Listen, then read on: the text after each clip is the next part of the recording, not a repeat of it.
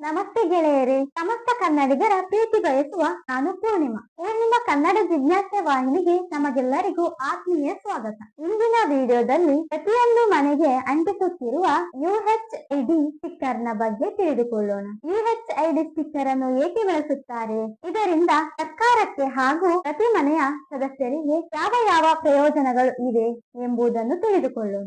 UHID sticker ಪ್ರಮುಖವಾಗಿ ಜನರ ಆರೋಗ್ಯ ಸೇವೆಗಾಗಿ ಇರುವುದು.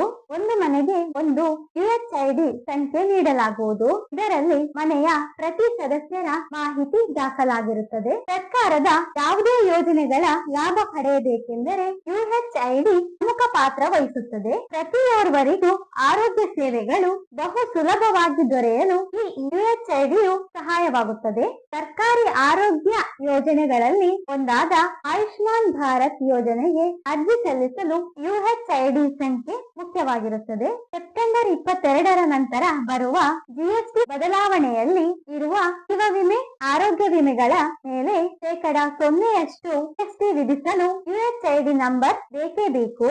ಇದರ ಲಭ್ಯತೆಯಿಂದ ಗರ್ಭಿಣಿಯರು ಹಾಗೂ ಮಕ್ಕಳ ಆರೋಗ್ಯ ಯೋಜನೆಗಳು ಬಹು ಸುಲಭವಾಗಿ ದೊರೆಯುತ್ತದೆ.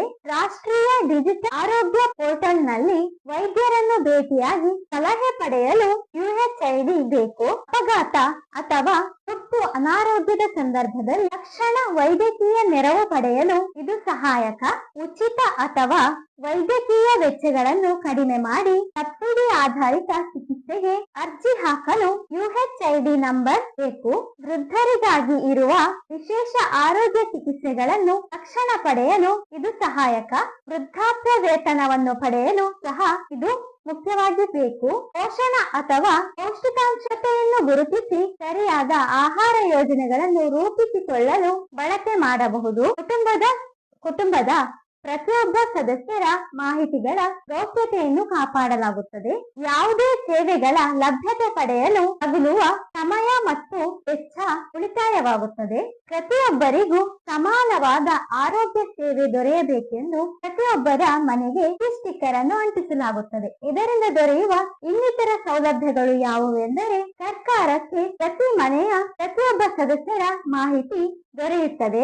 ಇದರಿಂದ ಪ್ರತಿಯೊಂದು ಕುಟುಂಬದ ಆರ್ಥಿಕ ಮಟ್ಟವನ್ನು ಅಳೆಯಲು ನೆರವಾಗುತ್ತದೆ. ಸರ್ಕಾರಕ್ಕೆ ಇದರಿಂದ ಪ್ರತಿಯೊಂದು ಕುಟುಂಬದ ಆರ್ಥಿಕ ಮಟ್ಟವನ್ನು ಅಳೆಯಲು ಸುಲಭವಾಗುತ್ತದೆ. ಪ್ರತಿಯೊಂದು ಅರ್ಹ ಅಭ್ಯರ್ಥಿಗಳಿಗೆ ಸರ್ಕಾರದ ಯಾವುದೇ ಯೋಜನೆಗಳ ಲಭ್ಯತೆಯನ್ನು ಪಡೆಯಲು ಅನುವು ಮಾಡಿಕೊಡುತ್ತದೆ. ಸರ್ಕಾರವು UHID ಇಂದ ಪ್ರತಿಯೊಂದು ಮನೆಯ ಬಡತನ ರೇಖೆಯನ್ನು ಅಳೆದು ಯಾವ ಕುಟುಂಬಕ್ಕೆ ಯಾವ ration card, APL, BPL, Antyodaya ration ಕಾರ್ಡ್ಗಳನ್ನು ನೀಡಬೇಕೆಂದು ನಿರ್ಧರಿಸುತ್ತದೆ.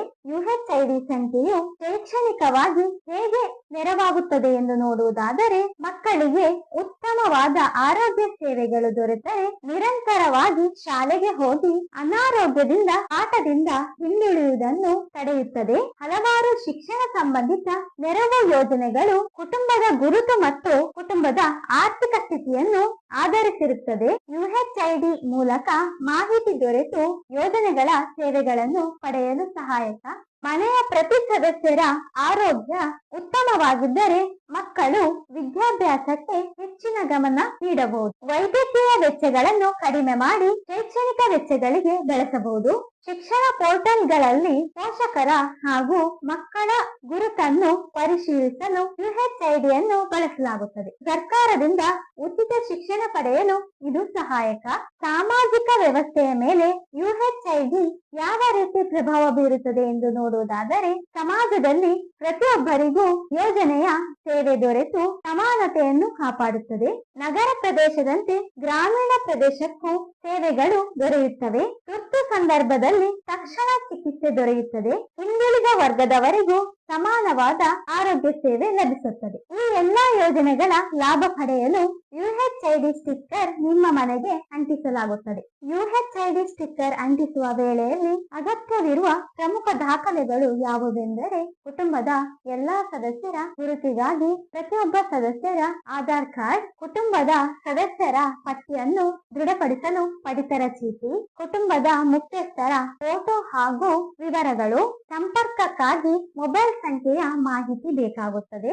ಆರೋಗ್ಯ ಕಾರ್ಡ್, ವಾಸಸ್ಥಳದ ಪುರಾವೆಗಾಗಿ ವಿದ್ಯುತ್ ಬಿಲ್, ಬ್ಯಾಂಕ್ ಪಾಸ್ ಪುಸ್ತಕ, ವಾಸಸ್ಥಳ ಪ್ರಮಾಣ ಪತ್ರ ಮೊದಲಾದವುಗಳು ಬೇಕಾಗುತ್ತವೆ. ಸ್ನೇಹಿತರೆ, ಸರ್ಕಾರದ ಯಾವುದೇ ಯೋಜನೆಗಳ ಲಭ್ಯತೆಯನ್ನು ನೀವು ಪಡೆದುಕೊಳ್ಳಿ UHID ಸಂಖ್ಯೆಯ ಮೂಲಕ. ವಿಡಿಯೋ ವೀಕ್ಷಿಸಿದ್ದಕ್ಕಾಗಿ ಧನ್ಯವಾದಗಳು. ಮುಂದಿನ ವಿಡಿಯೋದಲ್ಲಿ ಮತ್ತೆ ಭೇಟಿಯಾಗೋಣ.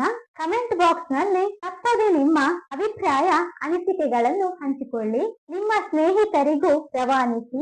ವಿಡಿಯೋ ಇಷ್ಟ ಆದರೆ ಒಂದು ಮೆಚ್ಚುಗೆಯನ್ನು ನೀಡಿ. ತಪ್ಪದೆ ನನ್ನ ವಾಹಿನಿಗೆ ಚಂದಾದಾರರಾಗಿ. ಕನ್ನಡದಲ್ಲಿ ಕಲಿಯೋಣ, ಕನ್ನಡದಲ್ಲಿ ಬೆಳೆಯೋಣ, ಒಗ್ಗೂಡಿ ಸಾಗೋಣ. ಆರೋಗ್ಯವಾಗಿರಿ, ಸುರಕ್ಷಿತವಾಗಿರಿ.